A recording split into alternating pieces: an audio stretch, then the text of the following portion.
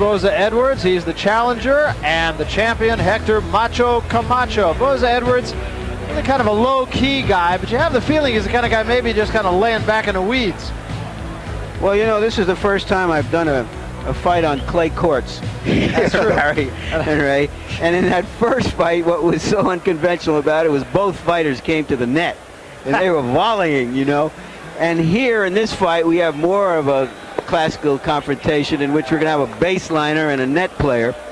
And sometimes it can be dangerous coming to the net on clay, as far as Boza is concerned. And he is the guy who's going to have to serve and volley, if you will.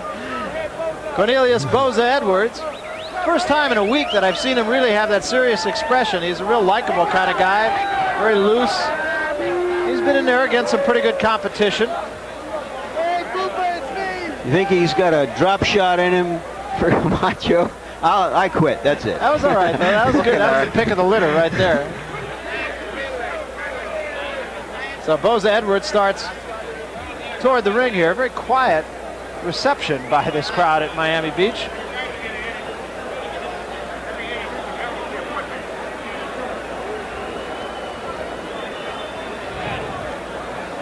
He's a gentleman.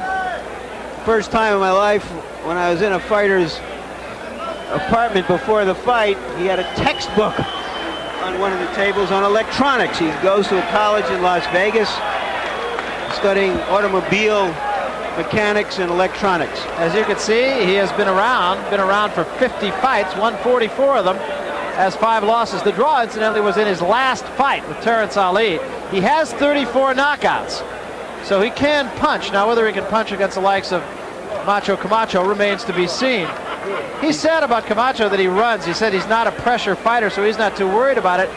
And he seems to feel that Camacho's Achilles, if you will, is his stamina, and that has been talked about. As a lightweight, since stepping up, his record, 6 love and the 1 draw.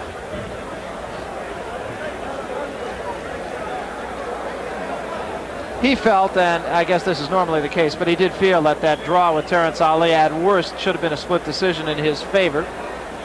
He felt he won the fight. He is an action fighter, and Camacho's style is made for him, for whatever that means. Boza Edwards jumping up from junior lightweight to lightweight, and here are the people who did it before. Kid Chocolate came up to fight Tony Canzoneri. He lost. Flashy Lorde losing to Carlos Ortiz on a couple of occasions. Carlos Ortiz was another Puerto Rican lightweight champion and one of the best fighters I ever saw. Yoshiaki Numata had a tough time with Mando Ramos, and Alexis Arguello was here, had a 15-round victory over James Watt. Hector Camacho, as you see, the 12-round victory over Jose Luis Ramirez.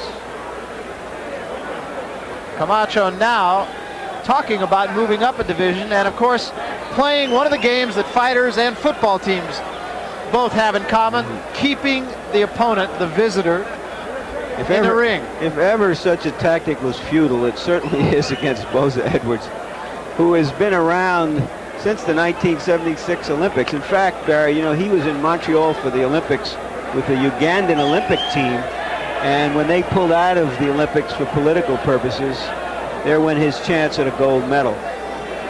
We asked Edwards about what he needs to do to win this fight, and he said that he feels that he can hit Camacho when Camacho's at long range. He says, in fact, he said, when he thinks that he's out of range, that's when I'll hit him. You know, before we had the dreadlock issue, now we have the sequin issue, which we've talked about Camacho's sequence of punches, and according to Boza Edwards, tit for tat, I guess you could say. Sequins from Camacho's trunks sometimes get on his gloves and they can cut you up. Well, we mentioned earlier, one on me as well. Mentioned earlier that Camacho came out when Edwin Rosario made his entrance, and now here is Edwin Rosario leading the parade out for Hector Camacho. And now we'll see who gets the most applause. I think Rosario won a lot of friends down here.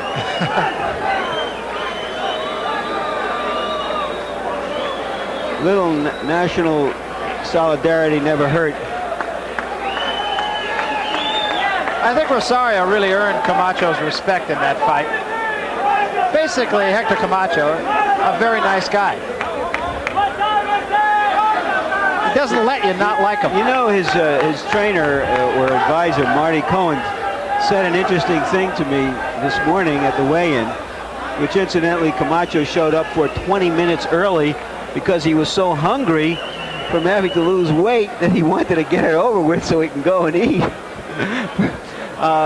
Marty Cohen said to me that the only bad thing left with Camacho were some of his eating habits, that he was a junk food junkie, and that maybe losing a fight somewhere along the way might cure him, because his walking around weight now is welterweight weight, 147 or so instead of the 140 or so it was before, and that's why he had to struggle so much to make weight. Yeah, he has made a lot of noises about stepping up one division. And after that performance of Rosario's, I can't help but wonder if that might hasten his decision. Meanwhile, Boza Edwards all by himself in the corner, just kind of waiting for all the ceremony to get over with. Camacho, incidentally, had told us there wasn't going to be much of the glitter this time, that he was just going to be all business. You got to be kidding, We'll see, yeah.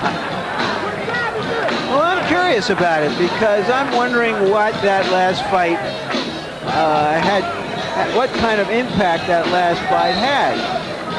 But I see some, I see something glittering there. Yeah, that's right. He was a little upset here with some of the handlers. He's just telling his handlers to go. Let's get on with it here. Well, he does have the glitter, but he does look all business. Camacho is a performer. He says that by his own admission. And tonight, to be real honest with you, he just looks angry.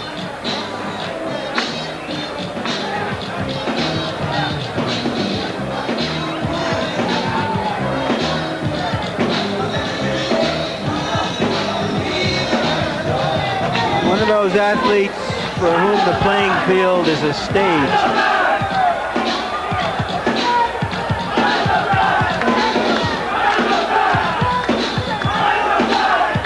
Macho time, the champ. But the Rosario people are really rooting for Camacho. They want that rematch so bad. I think it'll really be an interesting fight.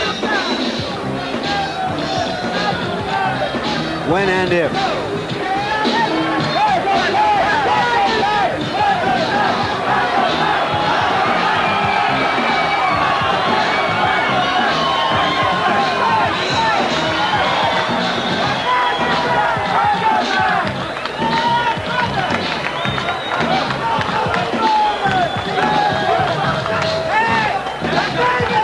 He hates the camera. Yeah, he does.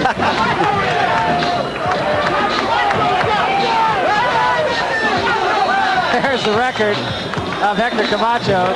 29 up, none down, 15 knockouts. And not a bad dancer.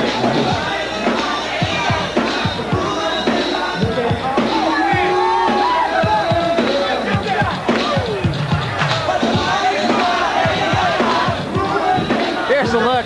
Yeah, you see the weights. All four main eventers had 135 pounds. I think the scale was stuck there. I think that Mike Tyson might have come in at 135 on that scale. Boza Edwards bigger, more of a reach. We've mentioned on numerous occasions that really doesn't mean all that much. Camacho says he's going to go side to side again. Here's some numbers, Larry. Punch stats, numbers. Get an idea of how busy these fighters are. It doesn't tell you how effective and how hard the punches are that they land. Remember that a lot of the punches Camacho threw at Rosario were stay-away punches. They were little jabs just to keep him off him. They weren't effective, hard punches. And here are those jabs, and all the jabs you can see that he throws relative to the numbers of punches he throws.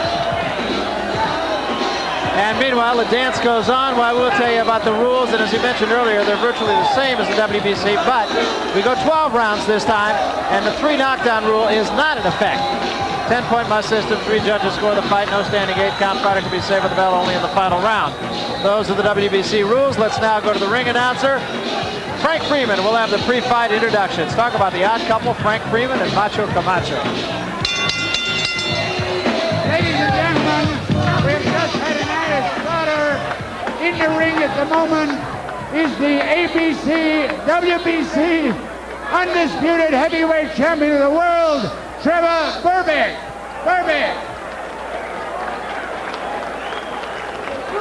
This bout, ladies and gentlemen, is 12 rounds for the WBC Lightweight Championship. The officials have been assigned as supervisor for WBC Dwayne Ford. The judges, Arsenio Garcia Barnell, Rafael Cantaya, and Vince Delgado. The timekeeper is Sam Goralnik. Counting for the knockdowns, Richard Graver. The ring physicians, Jack Grossman, Theodore Struhl, and the referee, Carlos Pidaya. The principals, in the blue corner, wearing white trunks with a black trim,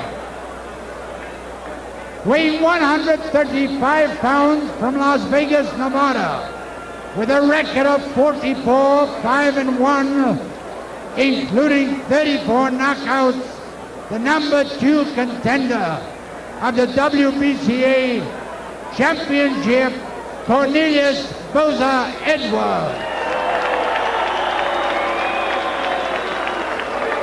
And his opponent in the red corner, wearing rainbow trunks, weighing 135 pounds, with a record of 29-0, 15 KOs. WBC lightweight champion, Hector Macho Camacho.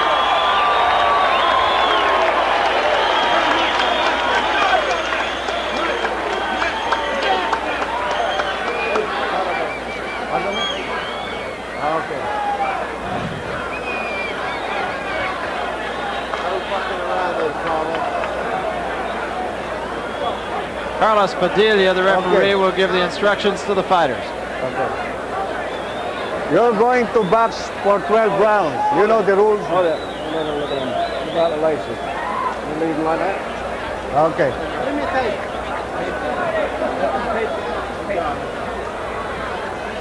Yeah, both of them. Both gloves. Yeah, both gloves. Talking about a loose lace on the glove, and they'll tape it down. That's the reason for the momentary delay here. Ray, I really have the feeling that Camacho will go right after Boza Edwards. I think he has to for himself to try to upstage Rosario. I'm a little skeptical. I'd like to believe that, because I thought that one of the things he did wrong in the Rosario fight was that he used his legs too much to try to win. He has great legs, great boundless energy, but he's got to know when to stop and fight more often. Let's see if he can correct that. You know the rules of boxing. Avoid using any kinds of foul. Don't throw any punches during the break. Rudy Fernandez, who's the chief second? Okay, chief seconds will be responsible for any misbehavior of your assistant second. Is that understood? Okay, seconds, come out fighting. Yeah, Rudy Fernandez. So we're set to go. Camacho said that the only time he got hurt against Rosario was when he was on the ropes. So one point he made emphatically clear to us is, I'm going to stay off the ropes. Camacho's ready to go to work here. I mean, he stay looks very alert, Macho, very loose. It's like a time bomb.